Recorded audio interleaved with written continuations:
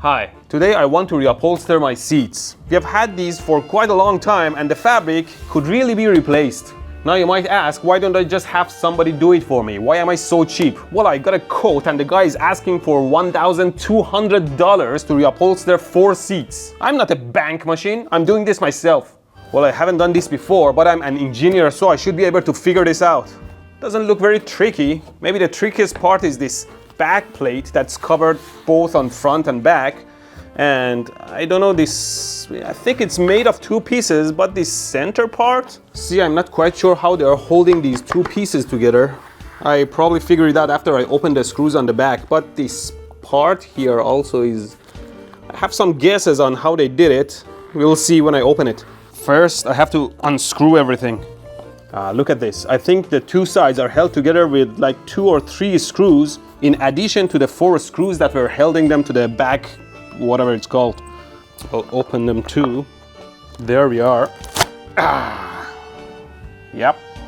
And I was right about this side. It seems like they made a tube of fabric that goes between the seam between the 2 plates and just makes it look nicer. I guess now we have to go through the tedious work of removing all these staples. Let's remove this bottom side too. There we are. Kind of the same. It also has one of those tubes around the bottom of the seat too, just to make it look nicer. Now every seat is different. Like this one, the fabric is sewed and sculpted to form, and this is impossible. I can't do this. If I have to do this, I'll just sell it as is and buy a whole new set, much cheaper than $1,200. Who reupholsters for $1,200? Okay, now I'll go through the task of destabilizing these plates, and for that I'll use my flathead screwdriver like this. Oh my, ooh, it shot away. These staples are stuck quite well. They're breaking too. Ouch! Scratch my hand on the staples. But for the ones that stick out like this, I'll use my plier later to remove them if they don't break. It seems like they're all breaking so far.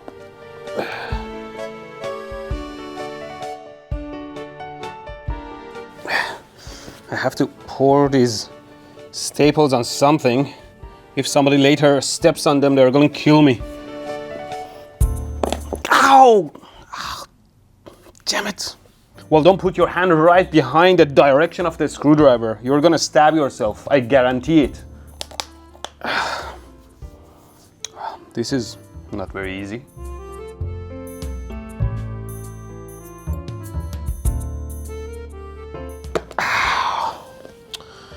The pressure of the screwdriver on the palm of my hand is quite hurting now. If I want to finish all this by the end of the day, I'll be hurting like hell.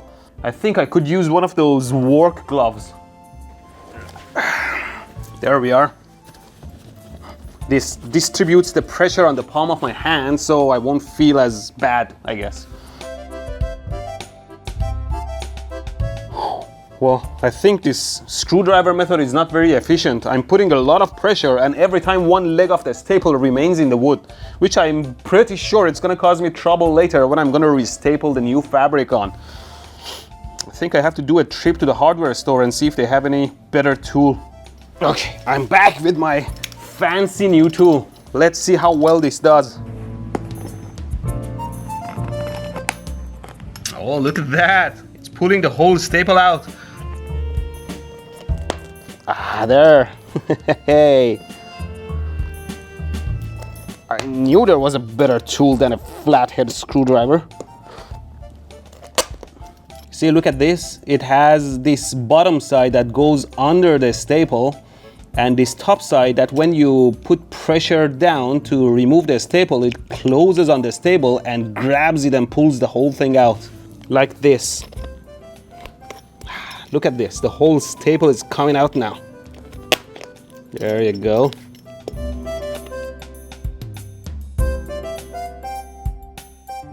Well, hello, sir. Can I introduce you to my Lord and Savior, Staple Master 2000?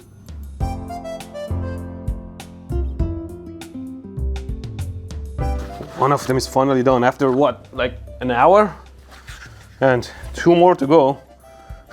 And in fact, this noodle thing around it is stapled separately from the fabric. So it's like double the work for those two. Well, I guess I have a lot of time. It's not like my time is worth anything. Now I have to go back and pull out the broken legs or hammer them in if they are too deep. Or whatever. Just go in. And off to the next one.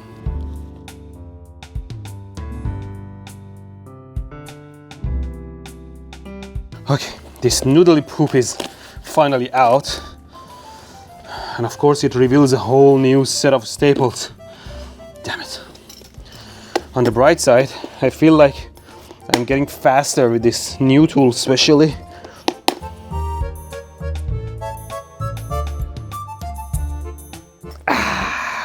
Finally. Okay, here's the next one. And it's done in, what, 45 minutes this time? Including the noodle, so I'm getting faster. I mean, if you're a lawyer and you're making like $500 an hour, I don't recommend this. Your time is more valuable. But if you have spare time on your hand, then why not? You learn something, it's like a good workout. And there's a saying that says, half of the income is saving money. So if you're saving money, you're making money. Okay, off to the next one. This is probably the worst one. It's bigger, it has 3 layers, this white fabric, the noodle thingy around it, and then there is the fabric. So let's do it.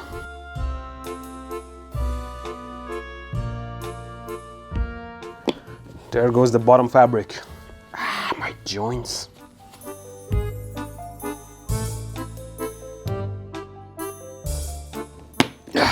Okay. The noodly poop is out too. Ow. Okay. The last frontier. Actually, before I finish the whole thing, it's a good point to see how they did it so that the fabric doesn't wrinkle on the outside and is even on the inside. I'll have to repeat the same thing. There, it's done. And it took only around 2.5 hours. $1,200 for the whole reupholstery, and that's excluding the fabric. Okay. We have to do the fabrication now, but before that, let me go walk a little bit. My oiled joints are hurting. Okay, I'm back with fabric and everything. Nice, eh? And also I bought this noodle thingy replacement. See, in the old noodle thing, they made it out of the same fabric and wrapped it around like a piece of rope, or there are plastic kind of this too, and they just sewed around the whole thing. And there are these things too. They're ready and easy to use. You just staple them around the place you want, if you can find the type you want for your fabric. Now we just have to cut a rectangle of this fabric and make sure that there is like over 1 inch of it going around the sides. It doesn't matter if it's too much, we will cut it later. Okay, let's not screw it up. Okay, let's see if I can get this right. It's a little bit tricky because it's curving inwards like this. So if I pull the fabric first, this way it will pull out of the curve. So I think I have to start from the center like this, staple it this way, and then continue stapling to the sides. And also make sure your hands are clean. The last thing you want is that you staple the whole thing and your fabric is completely dirty. And I'm going to use my handy stapler to make like millions of staples. I mean, how many did I pull out? Look here, it's like 1 million of them. Okay, let's do it. Let's first make sure that it's completely centered to the fabric. And then, like I said, we start from the center of the curve. And we hold it nice right there. Go to the other side. I don't think we have to pull it too tight, otherwise it will just collapse the entire foam. Just a little bit, pull a little bit on it. Well, we'll see how it will end at the end. If my workmanship is any good or not. I guess if these staples are not sticking in well, I can hammer them in a little bit. I hope I'm not annoying the actual reupholsterers. Oh, by the way, the old staples were 3/8 of an inch tall, and my staples are 5/16, so they should be able to do the job. Now we just pull a little bit to the side and staple. This stapler needs a lot of force. Yeah, let's go evenly from both sides. The staples should be close to each other. If you put them too far, it will probably wrinkle the fabric. How does it look like so far? Looks like it's wrinkled at the center, but don't worry about it. When I stretch it from these sides, it'll make it straight. I go a little bit further to the sides. I think now is a good time to stretch it from both sides. I stretch this side first. The angle is not good anymore. I think I have to put it on something. There, I think it's better up here. Pull it a little bit. There. Pull the other side too.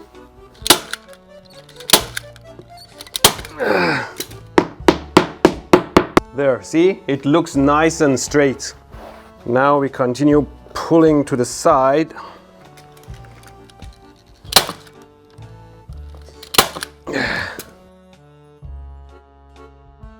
Repeat on the opposite side too. It's starting to get tricky. This stapler requires a lot of force. And if you put it at an angle, it doesn't go deep well. So, I don't know, maybe I have to do another trip to the hardware shop and buy one of those power staplers. I mean, how much are those staplers? $40, $50 compared to $1,200 I have to pay for reupholstery. That's nothing. I'm back with my power stapler.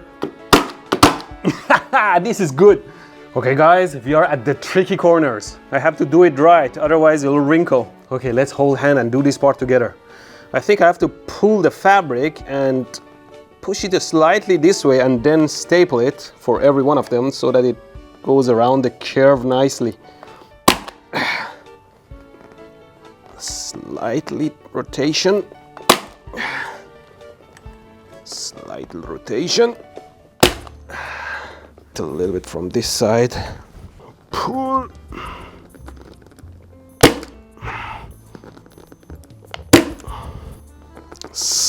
Pull and slightly to the side. There you go. It's not bad. Almost done. I think I'm done. A little bit of hammering hasn't killed anybody. Ready for the reveal? Let's see how it looks. Ooh. Hey, I didn't do a bad job, eh?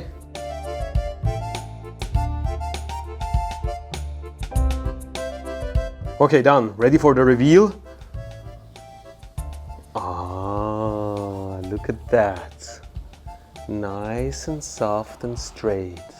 And don't worry about the backside too much. You'll have to cut all these extra pieces close to the staples. Now we just take a carpet knife and cut the fabric close to the staples. There you go. What do you think? Not bad, eh? Now we do the next one. It's very much the same, just that it's curving outwards. Otherwise, the technique is the same.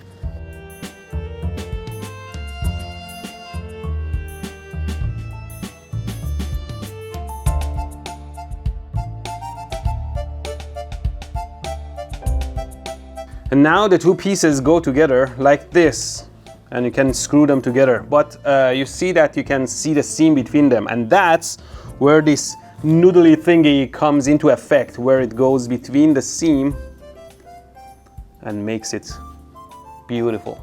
Now there's a tad bit of ugliness with this thing that I don't like, which is it unwinds So I do a trick, which is I cut it first so that it's nice, and then, you guessed it, I put some crazy glue on it to prevent it from unwinding in the future. Of course, this crazy glued part has to be in a spot that's not visible. Well, I bet there is a better solution to prevent this thing from unwinding, but that was my solution. You can leave your solution in the comments below. I wonder right now how many real actual upholsterers turning in their coffins watching my solutions. The problem is that these new staples are hitting on top of the previous staples and bent. Just have to make sure I don't overlap them.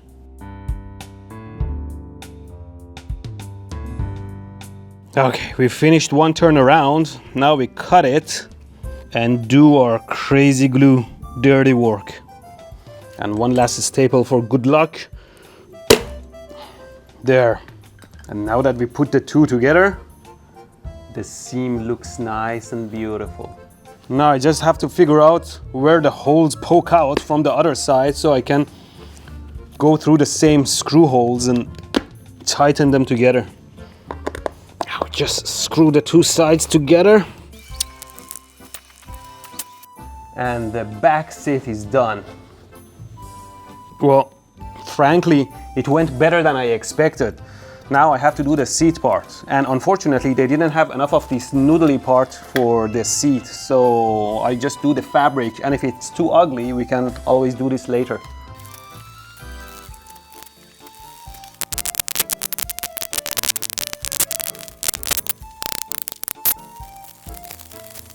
Aha! And it's done beautifully. Work of an engineer. Now the last part is quite simple. We just have to cover the bottom of the seat with this special fabric that's made for the same purpose. It doesn't do anything for the looks, but I guess it's better to cover it in case you have those kids in your home that crawl under the seats and you don't want splinters in their heads. And we don't need much of this fabric. It doesn't fold around, right? So just a little bit larger than the seat would be fine. And I bet because you are not stretching it around the seat, it is hard to keep it nice and flat. So I just rather keep it flat like this, and while it's flat, I staple around the seat. And this is what we're gonna do. We're just gonna fold this fabric back a little bit, like this, and then staple it right at the edge of it, like this. To be able to staple it at the edge, I need to know where the staple comes out of my stapler, and for that, I just cut a groove on the side of my stapler that shows me where the staple comes out so I can place it accurately. And we don't need too many staples either, just enough to hold it in place. There you go, almost nice and straight, but it's not visible anyways, just for protection. There, all that's left to do is to just screw them on the chair and we'll be done. And there, we are done. Isn't it just beautiful? Oh wait, we are not done. You know those tiny monsters with their dirty and greasy fingers are gonna ruin our beautiful fabric, and to diffuse their plot, we have to cover our fabric with a thick coat of fabric protector. And then we will be done. This makes it much easier to clean the fabric. And how long did it take? Around 5 hours. $1,200 for 4 chairs would be $60 an hour. It's way more than engineering work. Just do it yourself, if you can. I mean, if I can do this with no experience, I guess that's bullshit though. I may not have done upholstery before, but I'm a handyman. I'm like a god with my fingers. Still, it's not too hard. You can learn it easily too. Now I just have to do 3 more.